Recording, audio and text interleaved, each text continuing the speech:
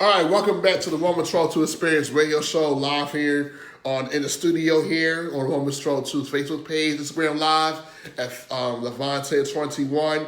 I have the honor and the privilege to have this lady come up here. She has her own backdrop. She is the author of 29 children's books. Wow, 29 children's books.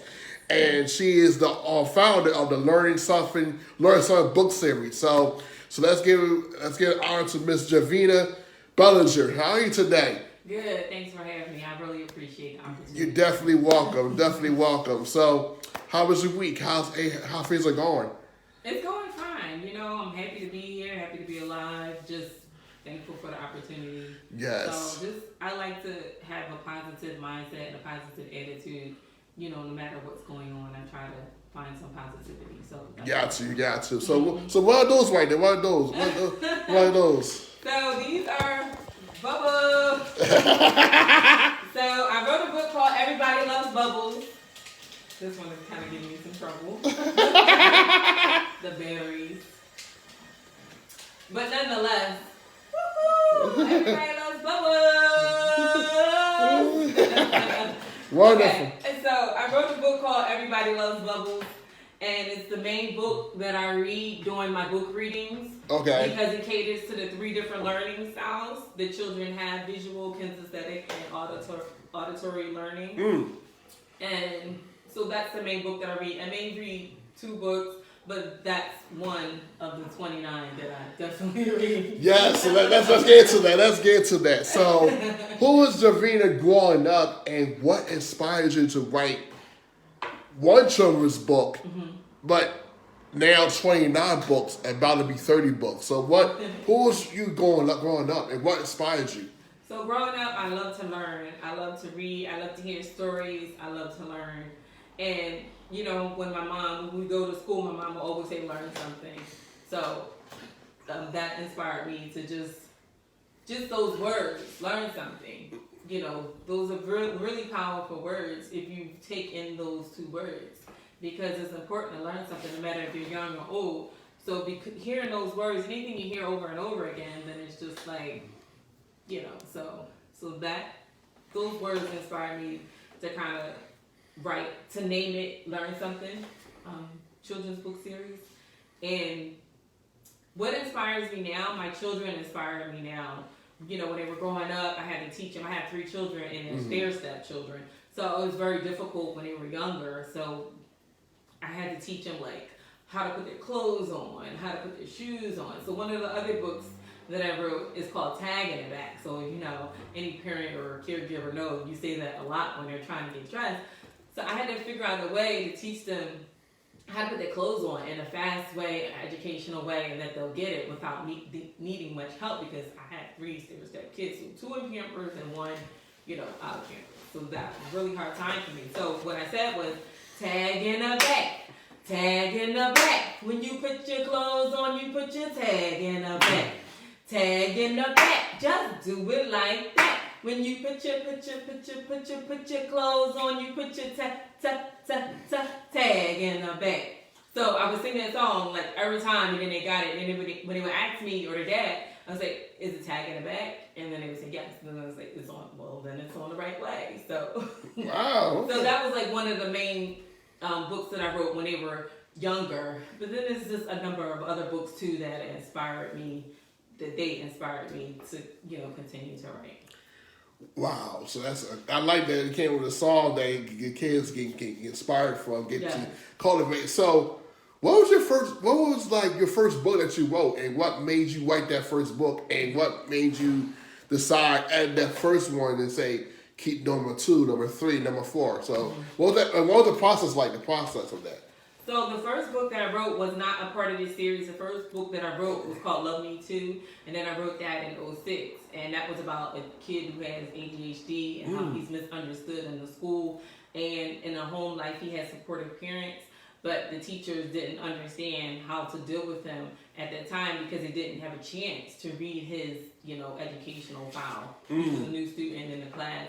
So Love Me Too is just like, you know, kids who have intellectual disabilities, emotional disability behavior problems, they need love too. And sometimes it's hard for them to communicate that to an adult when you see just a child acting up. A teacher doesn't know that, they have, this kind of problem, this kind of problem. So, that was the first book I wrote. Then I kind of took a break. And then in 2016, I wrote like 2 books. I wrote like 5 books, excuse me. I didn't do anything with them. And then in 2017 is when I received the inspiration to just self-publish on myself. Like I started looking for illustrators and just kind of read through the books, edited them myself, and then started looking for illustrators. So 2017, then after that, it was just like, God just blessed me with the words. Like if you said something and then like, whoa, that sounds like a book, then I made it into a book. Or if someone else said something, or if I heard something, like I'm very creative when it comes to words. Like I love to listen. So a lot of times when I'm hearing things, that triggers some kind of inspiration, or a book or a song.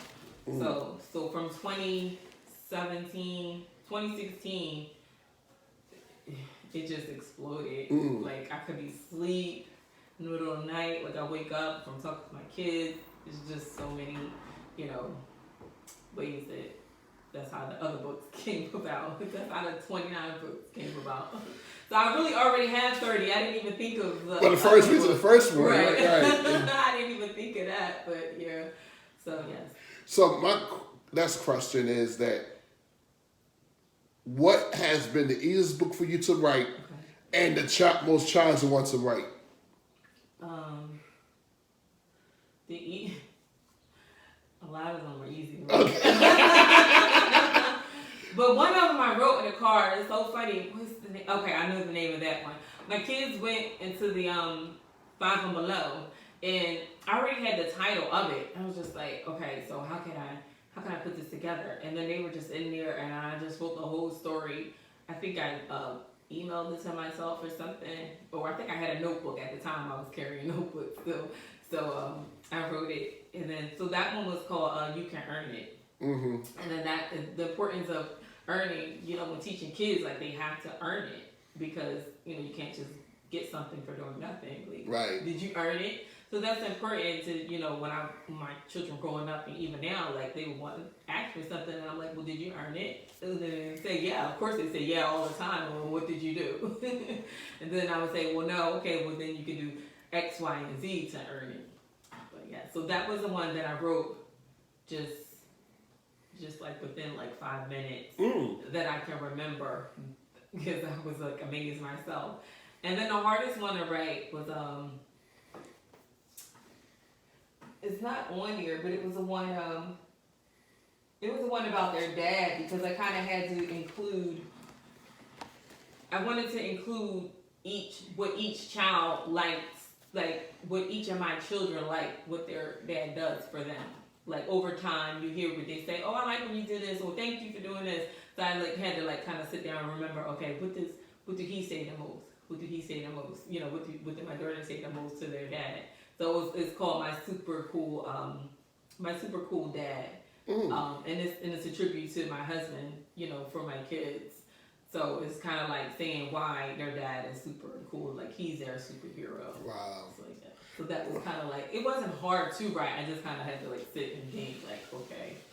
Yeah. So my question, what I wanted to get into was, what's the process of you publishing and self-publishing? Can you say you took a break? The first one took a break, and then you decided to do self-publishing. What was your process doing that, and how do you go about self-publishing books since you have 30 books? What's the process for those like who are watching, who want to be children's authors, what's your process like doing that, and how is that? Okay, so what I do, I think of a title first. You need a title first, and then I base everything around the title. And then I try and keep the book under 10 pages, because the more, so 10 pages written, and then the front and the back cover, so no 12 pages, the total book.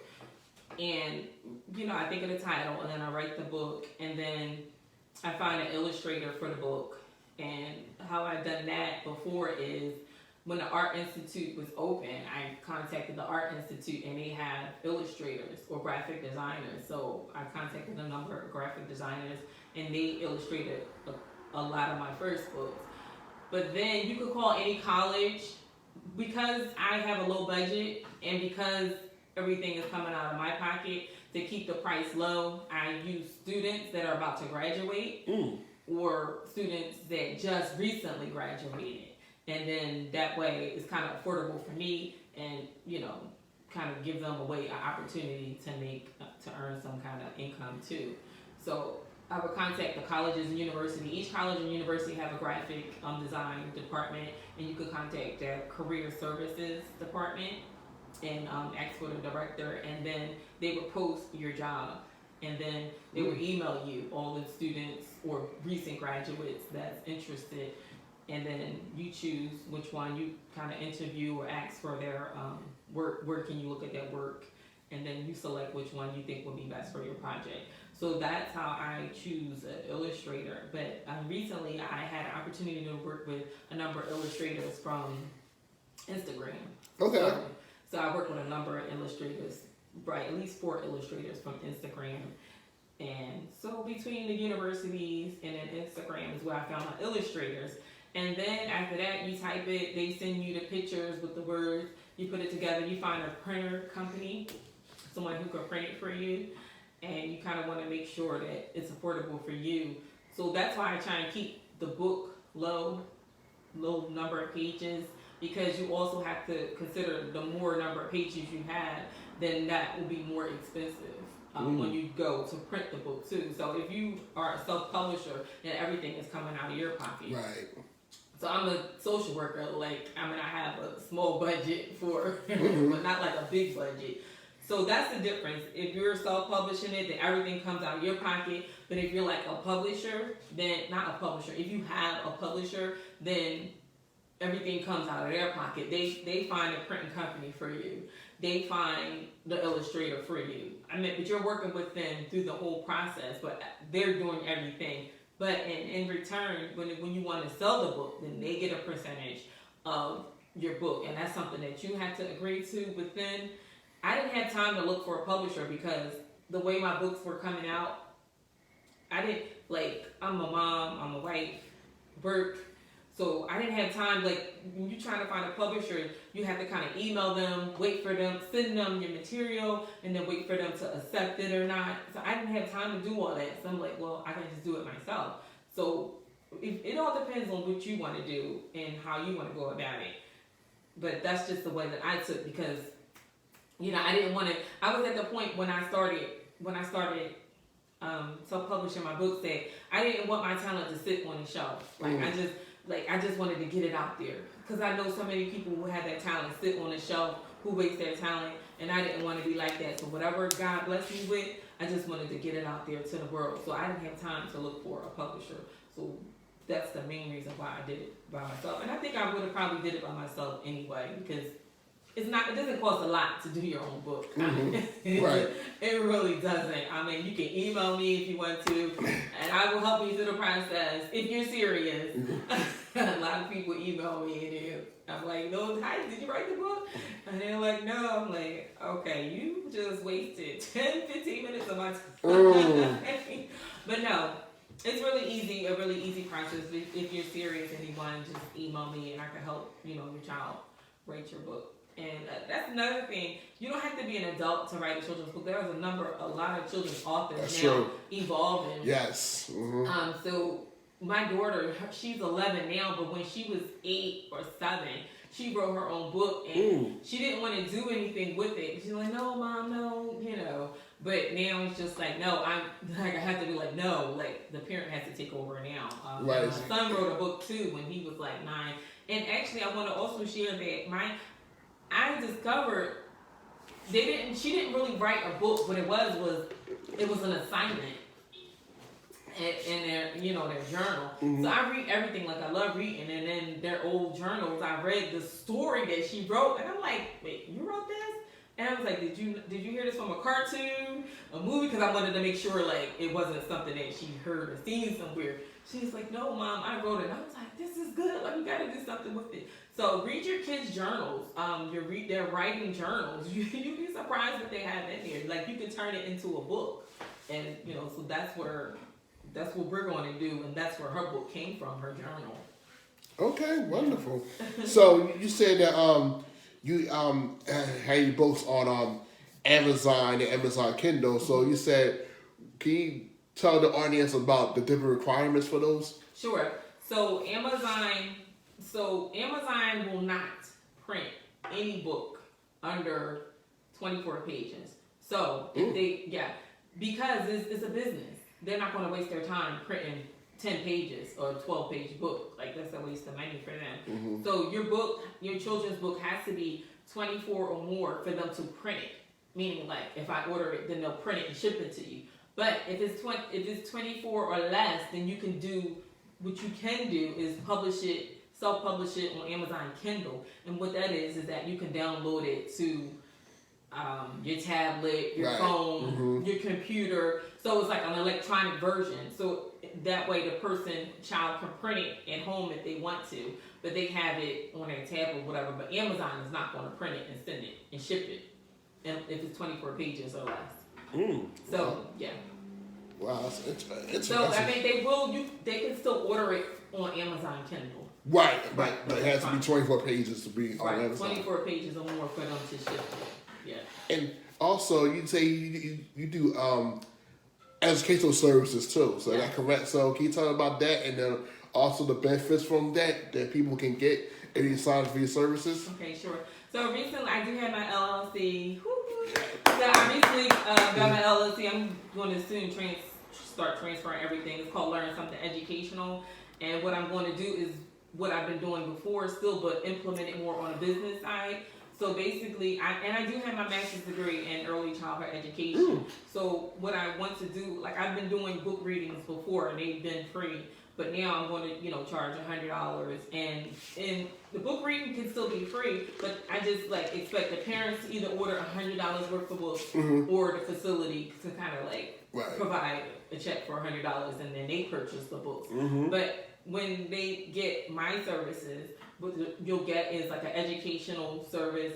You'll get original nursery rhyme songs sung by myself, and also I'll engage the children with singing them.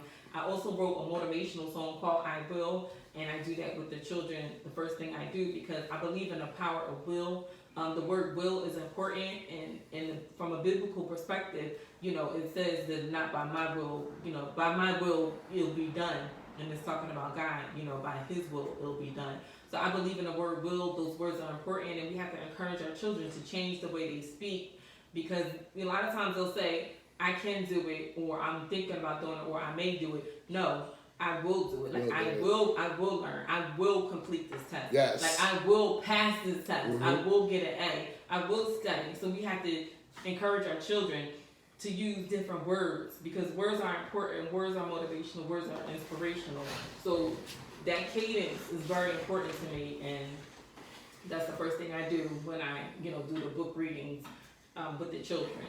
And also, when I'm finished, each child get their own bubbles to take home with. So I do the book called Everybody Loves Bubbles, and then I do read the book, and then the children get to play with the bubbles, and then they take their own, whether it's a toy gun, a toy bubble, a bubble toy, or a bubble wine, they get to take it home with them. Wonderful. Yeah. Wow, we gotta talk online because my school has had parent night, and they were looking for resources. I didn't figure. So hopefully they'll have one in May. I'll definitely come out to, because it's an urban school. I think that will double your services there. Okay, yeah. Yeah. So, and also we are doing something for the summer, but we'll talk offline. Yeah. So Yeah, no problem. So you say you do a lot. You're a wife. You're a mom. You're an author. You're an entrepreneur, social worker. So what does Javenna do for self-care? That's a good question. What do I do for self-care? I try and take care of myself. I try and take care of myself. I just started exercising a little bit more, which will hopefully lead to a lot more. Yeah. But I pray a lot. I really pray a lot, and I just try and be still and just kind of pray, meditate. Not really meditate, but just be still and just kind of like listen to what God wants me to do next. Yeah. Wonderful. So what's next for you? I know what's next for you besides your next book. What other plans you have coming up? That's a good question. What's next for me? I believe in always doing something. I believe that we can do more as an individual or as a people or just. So I believe, when I was in school, I was playing volleyball, I was doing track, I was doing basketball, so I was always doing something. So as an adult, I like to always be doing something, constantly doing something. So what's next for me is I started a couple of them, doing little short stories, short films for my books. For each book, I did like 2 of them already. So, and then I kind of took a break. So I want to start doing that now, putting short films, short stories for each book. So I want to continue to do that. And then working on the 30th book. Well, the 31st book, but the 30th book of the series. The 30th book of the series. I want to do that, and then just actually my next mission is to promote happiness. Yes. And what I'll be doing by that, I'm just gonna pop up on kids, on families, not on kids, but on families with their parents, and ask them if they, like bubbles, and then give them bubbles. I started already, but I'm gonna do more. Like I have a room in my house, and it's just like bubbles everywhere. My kids like, all these bubbles. But yeah, so that's my next mission, to promote happiness through bubbles, like on an individual basis, not like doing the school book reading or nothing. Just like go to different schools, outside of the schools, or different hospitals, and just kind of like promote happiness. I see a lot on Instagram. People have their own mission, so I've already kind of been doing that on a small scale when I do the book readings and things. But I want to do it on a bigger scale. So wonderful, awesome. That's awesome. So where people can find you for more information about you, your books, your services, all that stuff. Okay, my email address is learnsomething.books@gmail.com. And is that it? Yeah, that's it. I don't say it much, which is weird. I used to say it a lot, so I'm kind of. But anyway, my email is learnsomething.books with the S at gmail.com. My Instagram is learn_something_book_series. You can reach out to me on any of those platforms if you're serious about doing a book reading or serious about me coming to speak at your school. I also speak too. I spoke at the career day at Blaine for the last 3 years, and they just invited me back again, which I'm excited about that. I love. I was working at school. We have a program at school. We have a program there. So my organization, we were there doing 7th graders. I have someone there do art therapy with them. So cool. Yeah. So and then also a question: first time I saw you was on the flyer for the African American Children's Book Fair. Do you oversee that, or that was just? I was on a flyer for the African American Children's Book Fair. It was the same day at Arvis Cafe. Mine was in March. You was on there, or I think you was one of the offers there. I don't know. What was it for February? Yeah, I think February. Oh, okay, yeah. So what? Yeah. So what? I know what you're talking about now. So that was called the I can't. Oh gosh. My mind just went blank, but it was a for the love of literacy. Yes. Yeah, okay, that's right. Yeah. So I organized an event for the love of literacy, and I'm also a reading captain, and I work with Mr. Dorrigan because he knows a lot of the other authors. He's a reading captain facilitator, so he helped reach out to the other authors, and then I reached out to some of them, and I just wanted to do an event where they are sponsored, meaning each author was paid $100 in their books for their books. Wow. And then their books were donated during that event.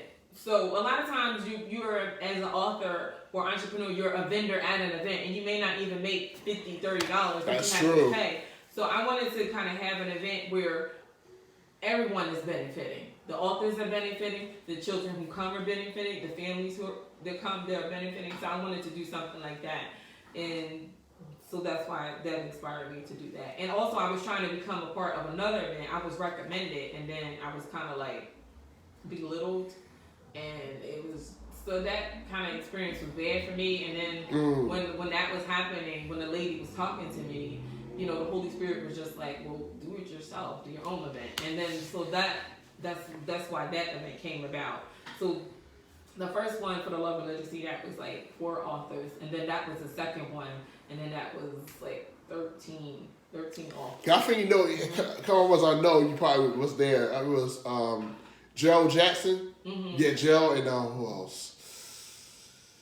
Was it Kristen Lewis there? I think so. Kristen Lewis, yes. Right. Yeah, because I know a couple of the authors that was there. I was like, oh, I gotta give all this cafe. I was like, yeah, because I love authors. I love Black authors because our children don't read books that look like us. Right. Look, you know what I'm saying? Right. So if we can get y'all more in the schools like, during the day, like it would be more popular because I don't like to read. Like they be on TikTok, Instagram, but it's a weird book. Like, nah, I won't read that. It's like pulling teeth for them sometimes. Right. So it's like we have like literacy, but it's pulling teeth to get them to read like for leisure time. You know. So some of them want to go on their phone. They want to go to the gym. So if we can somehow bring them like people like you and offers like in the schools, say writing book is a cool thing. Like. You know what I mean? Your story is like, it would change there because, and he saw someone like you in person that's local, that wrote a book. Right. You know how much inspiring that would be? Like, but there's a lot more to talk about that, but that's why a lot of times, when I first started doing it, I do it for free, and even now still, I'll still get in there and do it for free. I'm not working, God will bless me, I'm okay, you know what I'm saying? Right. I'm not worrying about the money. My whole goal is to promote literacy and to promote inspirational stories to the youth because every story is not a boring story. Every book is not a boring book. So, and then I try and promote it, try to deliver it in a way that is fun, that is educational, that is, entertaining too, because that's what I like as an adult. So I like the same thing. So why would I not deliver that, same message to a child? Wow, that's wonderful. Yeah, we definitely this time your first time out here, so we definitely collaborate because our kids need someone like you. Oh, they need it because you're doing it, you're writing it, you're reading it, you're showing it, you're making enjoyable experience. So. But it's definitely at this pandemic, a lot, just get them inspired to do more. So I want to thank you for being a guest on the Woman Patrol to Experience Radio Show. Again, go follow Javenna Instagram and Learn Something book series. So basically, go on her any questions, any advice, please go email her at learnsomething@gmail.com. I will share this video. I will share your flyer, because a lot of schools of business need someone like you in their school. So, right. And it is affordable, and all my books are $5. Oh, wow. Because that's why I try and keep it low. I try and keep everything low and affordable. Because I know how it is. I come from a family of eight brothers and sisters, so I know how, your mom or dad, your caregiver, I can't afford it. No, I can't, but it's $5. So I try and make everything affordable. Because I know how it feels for a parent not to be able to afford something. Yeah, so I am a business Q. You know what that is? No. Instagram. I gave you a shout out, so that's your name. So, so I don't know what you do. Wait, did you say do I know who? I am _a _business Q. I think so. Yeah. Okay, all right. They gave you a shout out. So. Oh, okay. Oh, we live? Oh, yeah. Oh, Jamar. Oh, yeah. I know. Yeah. We live? Yeah, we live. Yeah, so been like, hey, Jamar, thank you for the shout out. Appreciate you, man. Appreciate you so much, man. Yes, thank you so much. We're gonna transition. We're gonna have another guest come on, but like I said, go follow Javenna and what she's doing. Go to her Instagram page, email her. She got great services. Check out her books, and then look out for her next book. So she's awesome. Thank you for your time. We hope we see you down the road. All right. Yes, I appreciate it. Thank you. All right. Thank y'all. All right. Where can I go to see that? All right.